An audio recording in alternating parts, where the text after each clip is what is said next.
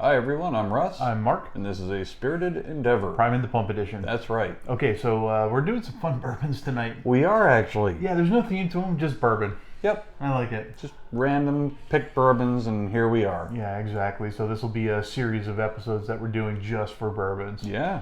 The next one up tonight is this Garrison Brothers. I've been curious about them actually, having gone to the liquor store and seen them on the shelf. It's been kind of curious about it. Yeah, for sure. So this was a boot flask. Yes. One. So it's a smaller bottle. I think it's 500 milliliter, 375 milliliter. So even smaller. Garrison Brothers, High Texas. Yeah. So a very, very popular bourbon. And this goes back to something we've talked about before. When you buy a whiskey from a particular area, you want to taste what that area brings to the table. And in this case, they're using grain from that location, water from that location, and it's distilled and bottled in that location. So I expect it's going to have its own unique character. And not just water, but rainwater from that location. So there might be a little tornado in that. That could be interesting by itself. All right, let's get into it. Yeah. Yeah, love that they identify that everything's local to them. So 46% or 47% ABV on this. Okay. So no slouch. Yeah. Man, look how dark that is. Yeah, wow, that really is. That's synthetic cork. Nice. Nice, solid little bottle.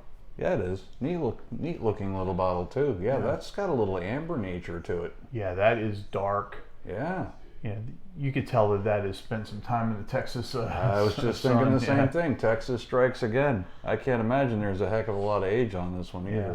But they recommend letting oxygen get to this one too. So let's swirl it in the glass here for just a second.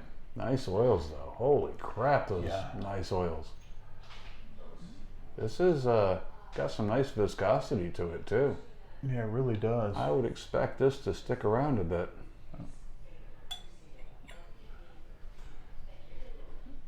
Yeah, it's a nice looking whiskey. Oh, interesting. Oh man, that is really a soft nose. It is. There's like a char nature to it though. Yeah, I think there's a little barrel char coming through. Yeah. A little bit of oakiness, but not crazy. Nice and sweet, but like a brown sugar sweetness. Agreed. Oh. Yeah. And again, that's really soft on the nose. Yeah, I agree. Again, being a Texas whiskey, with how quickly the aging process kicks in with them, I kind of expected something really punchy and dark and just mean and nasty. And this is actually really nice. Yeah, not at all like that. This is there's a little sophistication in there. Yeah. There's things to tease out in this one. I like the combination of like the molasses sweetness along with that char note. For sure. Now I'm not getting anything fruit forward on the nose on this one. No, I'm not getting any lemon zest. Nothing really. Nothing like that. Yeah. Interesting. Just a nice sweetness. Yeah. Well, shall we? Cheers. Cheers. Oh wow. So that's very oaky. Yeah. That char definitely kicks in. There are aspects of this that are kind of reminiscent of some Balcones we've had. Yeah, I would say that's probably in line with the Balcones. Wow. There's a lot of depth to this. Yeah. So a little bit of pepperiness on it, but not crazy. It's a little smooth. Mm-hmm. That is an easy sipper. Yeah. Wow. That's just completely got me by surprise. It's for me the char. The char is kind of the star of the show. Just literally looking at these barrel staves here, that's the first thing comes to mind when I take a sip of that. And the same thing on the nose actually. The char was very present there. Dark molasses, although I wouldn't say it's overly sweet, but it's present and it's nice. Not overly dark though, as far as just the mood is concerned. No, I mean, it's not as bright as others that I've had. You know, Yeah. it's I mean, there's a little bit of moodiness in there, but I like it. Yeah. It's kind of in the middle. Yeah. I mean, it's not dark and it's not, you know, light and kind of bright.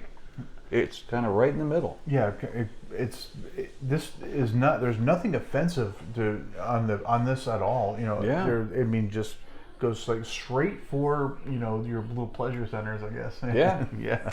This is a nice bourbon. Yeah, it is.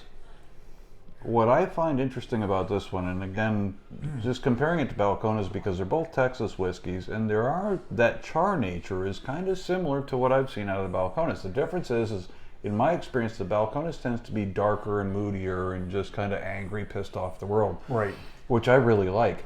This one's kind of a bit milder than that, where you get some of what I like out of the Balcones, but it's not quite as dark and moody. It strikes a really nice balance, actually. Yeah, it really is. It's not like a meaty char either. No. No, this is definitely like a, you know, you can definitely get the, you know, from the barrel. I mean, this is, you can tell that this came from a barrel. And I agree. Smoother than I expected. Not a whole lot of, not peppery. No.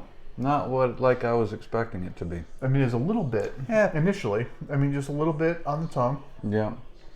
But I mean, this just rolls in just a nice, you know, Wow. progression. You know, just a nice roll, and you know, I just dig it. I'm sorry. I'm trying to find words for it. Yeah, it's very unique. It's hard. Yeah. Yeah. It's hard What is on this it? one. Yeah.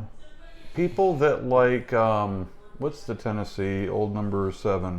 Jack Daniels. Jack Daniels might enjoy this one actually, because that char nature is a little Yes. reminiscent of the charcoal. Yeah, exactly. I think, and I don't know if this was actually put through charcoal, but it I'm certainly kind of has wondering. that smoothness like you get from a charcoal. It really does. There's definitely some similarities there. This may be the next step in the progression if that's kind of your wheelhouse. All right. Wow. Really interesting. Yeah, not a whole lot of whiskeys leave me stumped and, you know, searching for words Yeah. to describe it, but this is just one of them. This is just a fun whiskey. Well, I got to be honest with you. When I saw the bottle and, you know, it's got the star on it and there's the little story that goes with it, I'm skeptical by nature, and I really thought there was going to be a lot of marketing and gimmickry. Never mind. Yeah. Go back. I just had low expectations, and this has kind of blown my mind a little. It really has. I think it broke me. All right. Okay. So this. All right. So on a scale of 1 to 5, what are you thinking? I'm going to go 3.5. I'm gonna go 4 on this. Oh, I nice. really dig this one. it's a really cool whiskey, actually. Yeah, and that I don't have the words for it and everything makes me bump it up like a half a star. That I get. Because now I'm like, all right, now I want to spend some time with this Yeah. and really kind of figure it out. Yeah, this one was definitely a pleasant surprise. This is not a gimmick by any stretch of the imagination. This is actually a really tasty whiskey. Really cool. Well, thanks for joining us, everyone. I hope you had a good time. We sure did. Take care. Catch you on the next one. Bye. Well, son of a bitch. Who knew? Who knew? That was